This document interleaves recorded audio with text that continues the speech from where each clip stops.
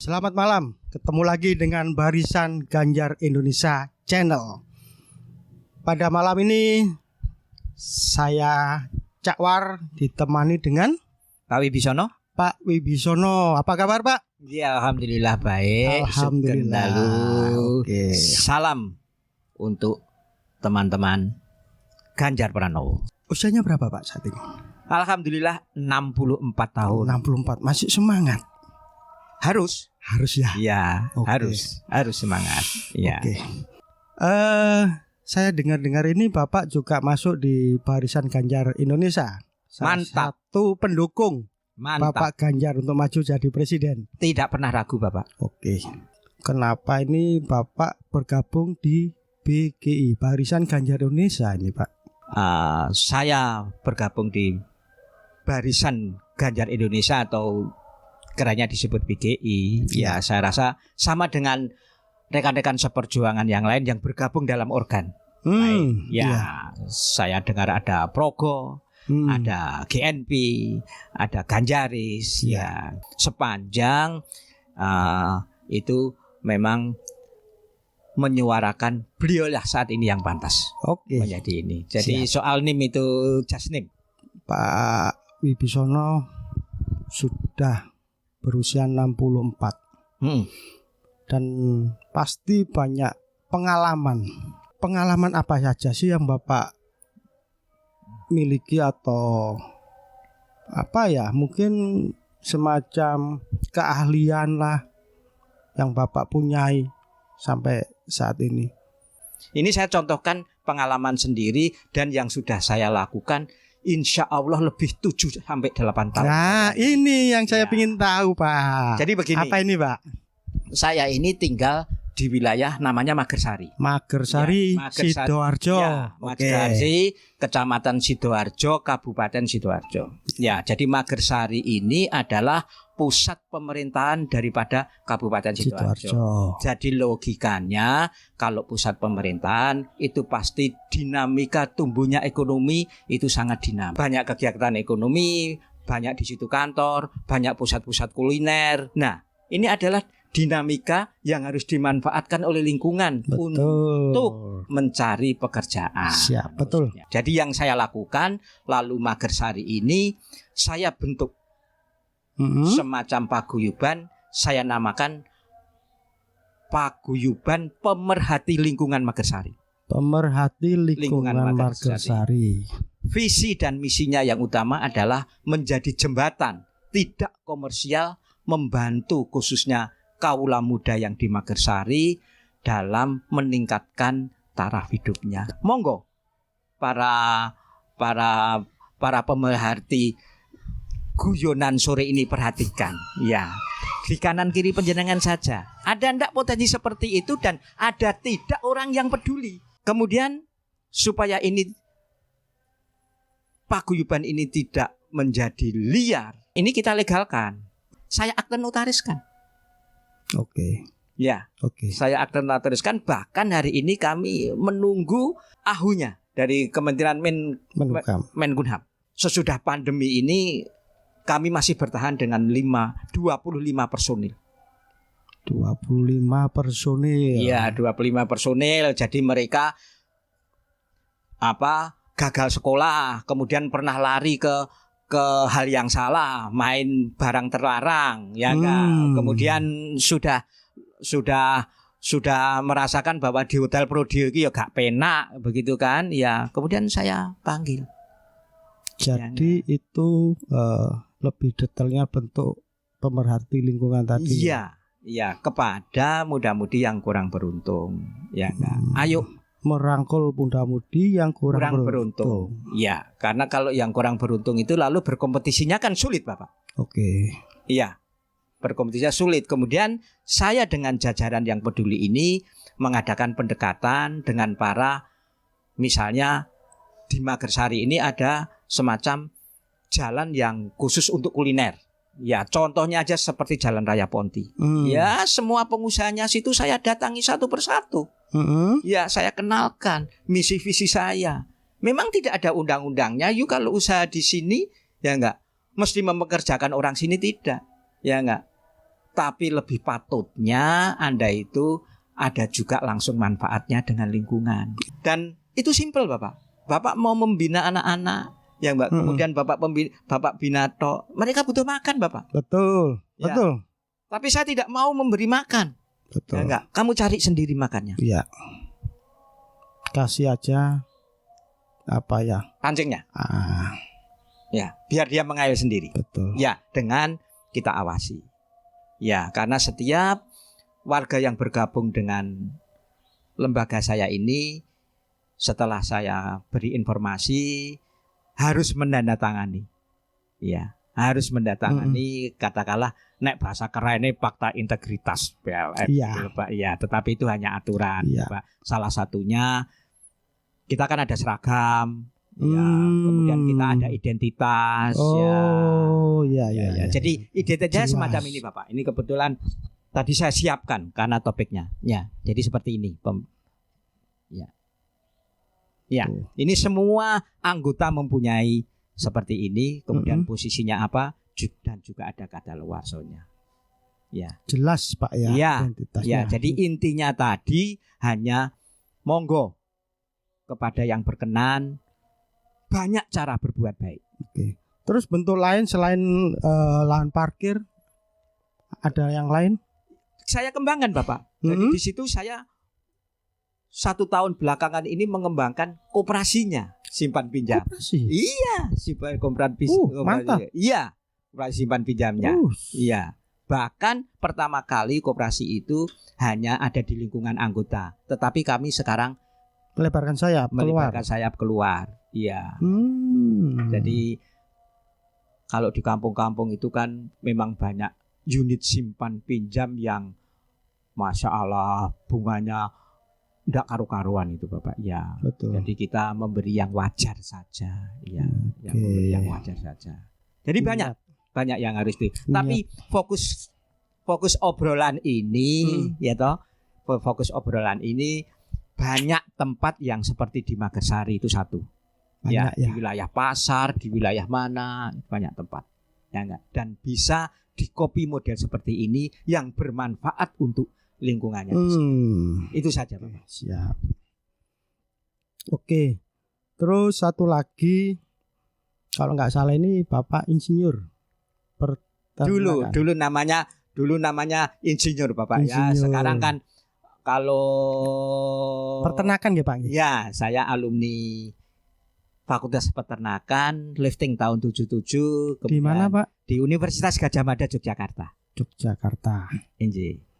Ya, jadi kalau ada yang terkait dengan dunia peternakan Bapak ya, jadi saya sering juga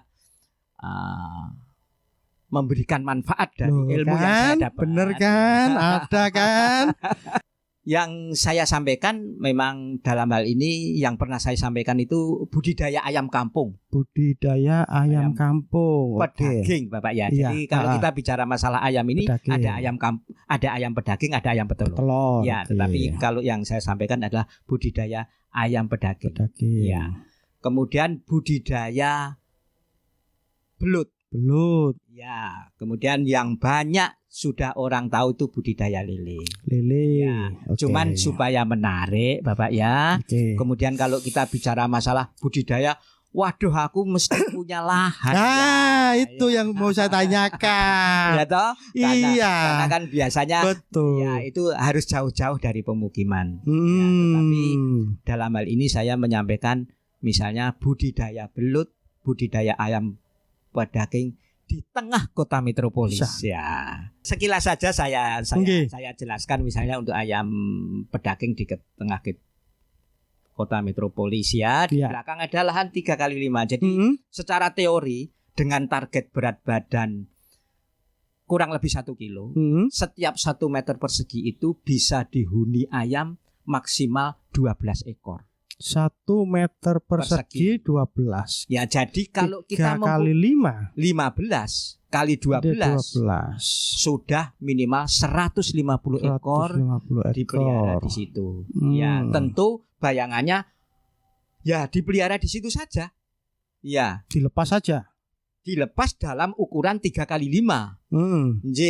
Ya 3x5. Nggak perlu di kandang ya. Oh tidak Bapak, Tidak, ya ya. dilepas saja seperti alam aslinya dulu. Ya memang kalau kita mau mengadakan budidaya yang betul-betul bisa kita harapkan, ya harus kita kelola semi profesional Bapak. Minimal kita ada schedule-nya dari hari ke hari. Hari ke hari. Ya misalnya Bapak ya, ketika ayam masuk, ya, ayam masuk dalam bentuk diocek. Ya, yang di dalam kerdus. Kalau ayam kampung itu isinya 80 ekor. Bentar, ini ayam kampung? Iya, ayam kampung. Oh, ayam kampung. Iya, bukan ayam. Enggak, saya bayangkan kalau ayam pedaging tuh ya ayam. Oh, ada Bapak. Bukan ya, ayam. Jadi di pabrikan pun ya, pabrik-pabrik besar. Ya, itu sudah menghasilkan diocek untuk ayam pedaging kampung. Ya, begitu. Ini baru ya. Jadi yang saya matur terschedule, hari pertama ayam masuk. Ya enggak, ya itu harus dikasih tetes mata. Satu persatu ditetes mata. Artinya semua program itu dari hari ke hari ada. Itu berapa lama Pak? Sampai siap panen? Kurang lebih 3,5 bulan dengan target 3,5 bulan dengan target 1 kilo. Ya, 0,9 ya. Kemudian 1 kilo ya. Kemudian minimal 14 hari pertama semua anak ayam itu harus memakai sistem pemanasan. Itu enggak rugi Pak sama biaya? Oh tidak. Anggap aja 1 kilo itu ayam harga sekarang 30 sampai 35 lah paling enggak rata-rata. Iya. Dengan 3 bulan itu cukup. Cukup Bapak. Ya. Ada nilai plusnya. Oh pasti Bapak, nilai plusnya. Ya apalagi kalau di hari-hari emas Bapak ya. Tahu hari-hari emas, mau lebaran, tahun mendekati baru, puasa. Itu harganya sakarpe bakule. Kalau mau rinci tentu ini nanti saya lampirkan perinciannya supaya itu gampang. Supaya kalau dilihat para relawan ya Bapak ya. Jadi barisan Ganjar ini ya toh, maksudnya juga memberikan nilai plus di bidang ini. Betul ya. Kembali dulu ke teknis pelaksanaan. Jadi orang biasanya itu keluhannya adalah pada dimusuhi lingkungan. Betul. Pitikmu mambu loh Pak. Betul ya, itu.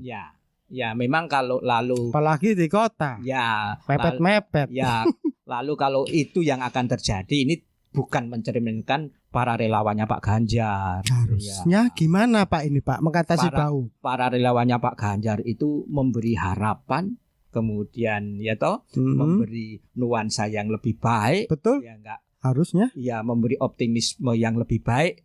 Inilah relawannya Pak Ganjar. Ya jadi kembali ke teknis, kalau ayam supaya tidak bau tidak full memakai pakan dari pabrikan.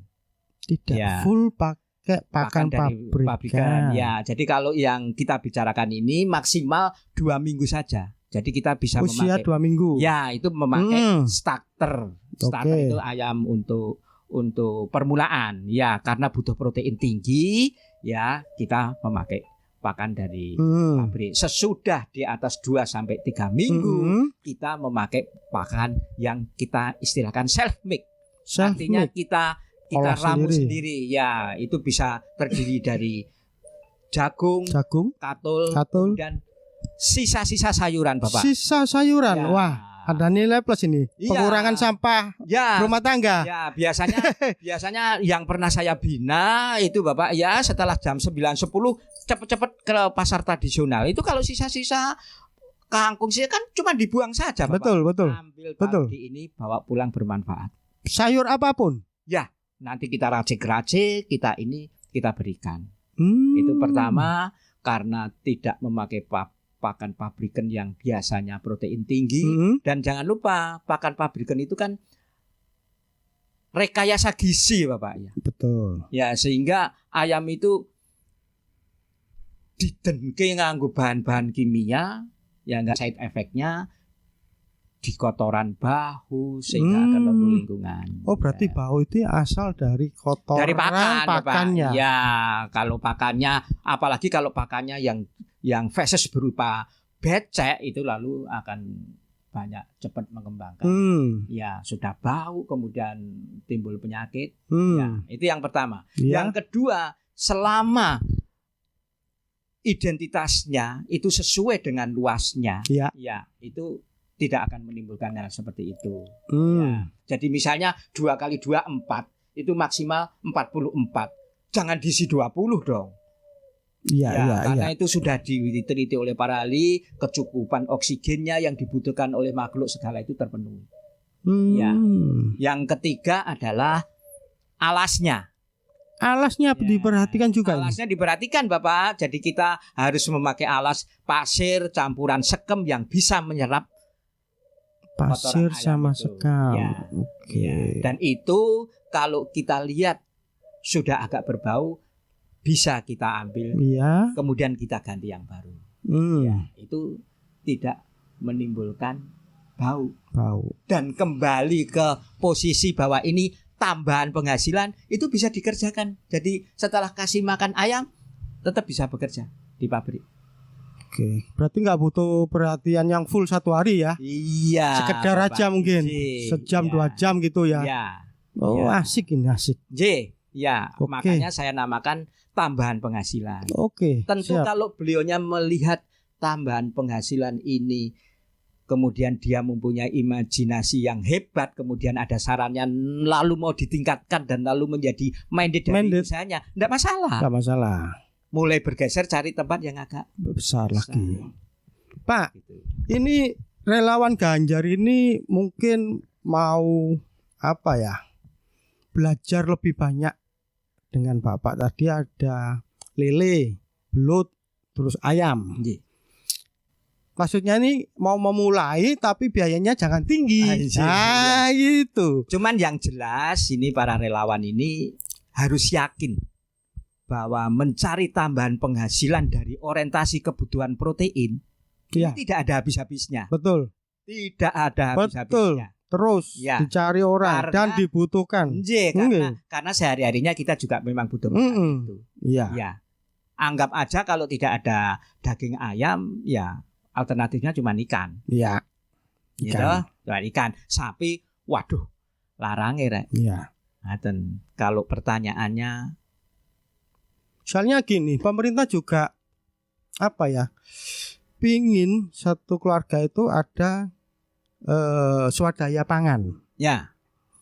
Mungkin dari sayur, tanam sayur, ada lahan seberapa besar lah, cukup untuk kebutuhan sehari-hari.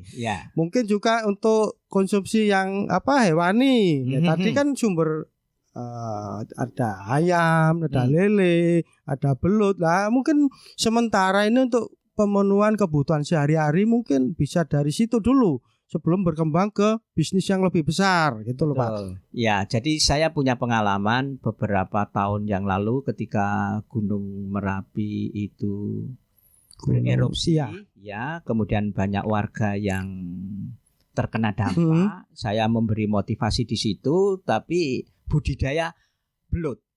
Belut. Jadi tidak di dalam kolam-kolam yang itu memerlukan investasi. Tetapi hanya di ember-ember atau bekas-bekas itu, dan hanya di emper-emper rumah. Sesimpel itu Pak? Sesimpel itu. Bener? Iya. Bisa panen? Atau malah mati nanti Pak? Ya kalau mati itu juga resiko. Ternyata itu cara memeliharanya salah. Gitu ya? Namanya barang hidup ya, saya tidak menjamin selalu hidup. Ya, tetapi insya Allah sepanjang ini, seperti di belut misalnya, ya belut itu satu-satunya yang harus dijaga, air itu harus jernih, jangan sampai kemasukan minyak atau yang lain. Itu insya Allah bisa jalan. Yang jelas yang pernah saya lakukan, ya keyakinan dulu dengan komoditi ini hanya bisa cuma-cuma atau bisa dikembangkan.